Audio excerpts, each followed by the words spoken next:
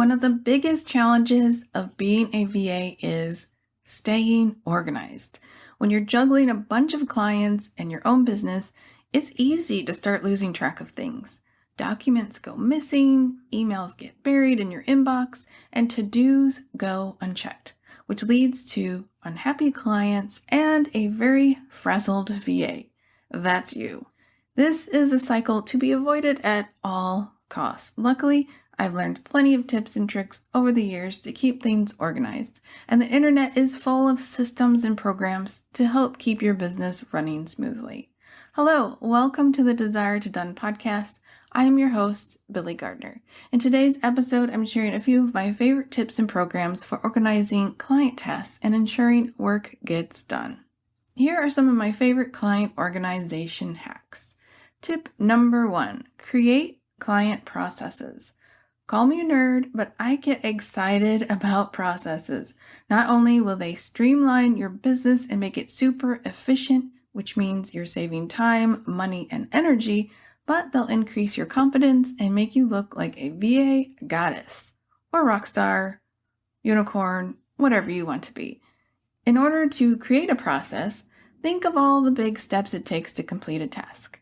There are 4 main client processes you'll need. Pre-client, which are the steps you take to determine whether a prospective client is a good fit or not, and if so, turn them into a new client. Onboarding, which includes getting paid, signing your contract, and getting organized to start your work. Service, this is the process that includes the steps you take to complete your work. These steps will be different for everyone because it depends on what type of service you offer clients. And offboarding, which includes the final steps you take to wrap up your time together, like getting feedback, asking for a testimonial, and possibly sending a thank you card or gift. If you want to learn more about client processes, check out the link in my episode description. I did a whole episode on this topic. Tip number 2, use Google Drive. When I was a VA, the majority of my client and business documents lived in good old G Drive. G Drive allows you to create documents and spreadsheets and share them with clients and team members. You can create folders to organize your client processes, SOPs, blog post drafts, email funnels, brainstorms, etc.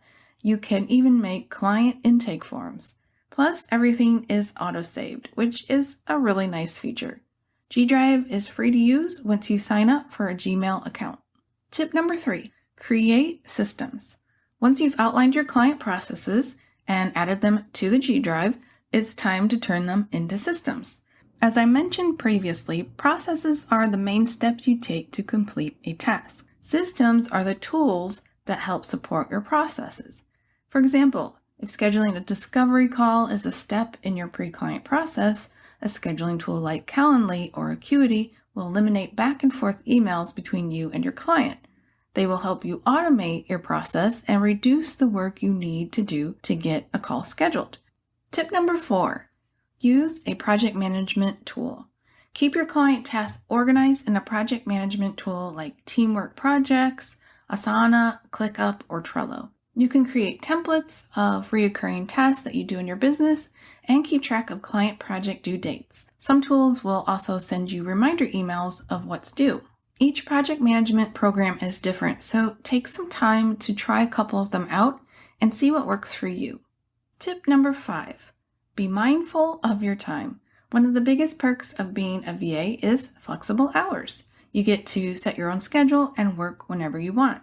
The other side of that coin is that you have to make time to do your client work and other business and personal to-dos. If you're not careful, your time can get away from you quickly. Time blocking is a useful tool for staying focused. Block out days and times you want to allocate towards clients, but don't forget to block out time for your own business tasks like marketing, eating, breaks, and so on. Breaking down your time into intervals helps you stay focused too. I typically set a timer for a set amount of time, for instance an hour, so I can completely focus on the task at hand. Then I'll take a break for about 15 minutes. This technique keeps my mind sharp and reduces fatigue. Final tip number 6, let your clients know your work hours, aka boundaries. If you're constantly stressed out because your clients are expecting work done on short notice, on weekends, or during hours when you aren't supposed to be available, you need to work on communication. Before you bring on any clients, you need to write out your business policies.